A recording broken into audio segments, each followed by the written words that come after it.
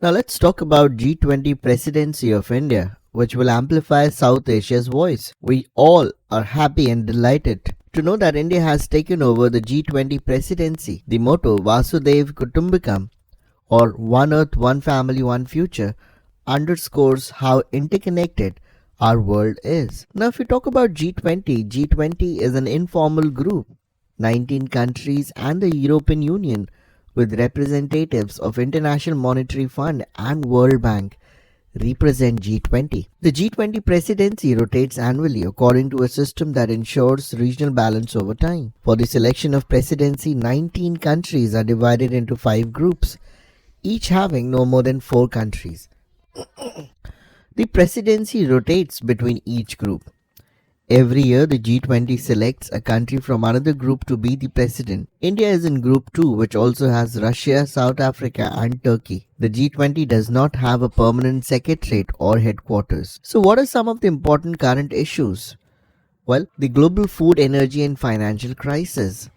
Climate change. Developing countries are facing an extended multifaceted shock of great magnitude. What are the priorities identified by India? Green development, climate finance and lifestyle for environment, accelerated inclusive and resilient growth, accelerating progress on sustainable development goals, technological transformation and digital public infrastructure, multilateral reforms, women-led development. So what are the problems that need group action? The problems that South Asian countries are facing are global in nature, which cross the borders and requires group effort. In August 2022, inflation in Sri Lanka reached an all-time high. There were damages caused by floods and economic losses in Pakistan amounting to more than 30 billion. Global fossil fuel prices have increased. The government of Bangladesh hiked fuel prices for more than 50%, which triggered inflation of 5 to 7%. So what are the steps which India needs to take? Well, India needs to promote collective action of the G20 that results in economic stability. India is South Asia's largest country with largest economy and significant global clout. India is well poised to represent the subcontinent at these international fora. India can draw attention to issues that are significant for South Asia and the entire developing world. Now, some of the key challenges facing South Asia and the developing world.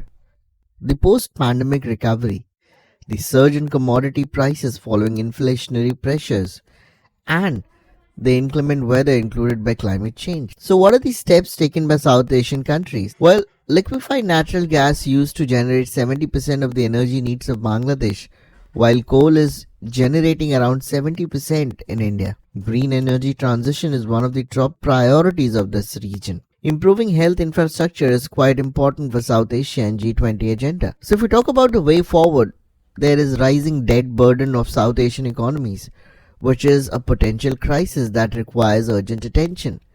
Discussion of global cooperation needs to go beyond technology transfers and financial aid to cover losses and damages. For South Asia, it is important that multilateral organization and development finance institutes support economic development and good governance. India needs to prioritize all issues of South Asia, not only to make G20 an effective platform, but also voice billions in the region and beyond. Being the only G20 member for South Asia, India has added responsibility since many non-G20 nations look upon India to represent their interest at G20. India should use its G20 chair to reform international governance procedures and ensure fair negotiations. The South Asian giant has the opportunity to initiate deliberations, discuss, and debate, resulting in policies that provide a pragmatic solution to all the problems which are there prevalent today.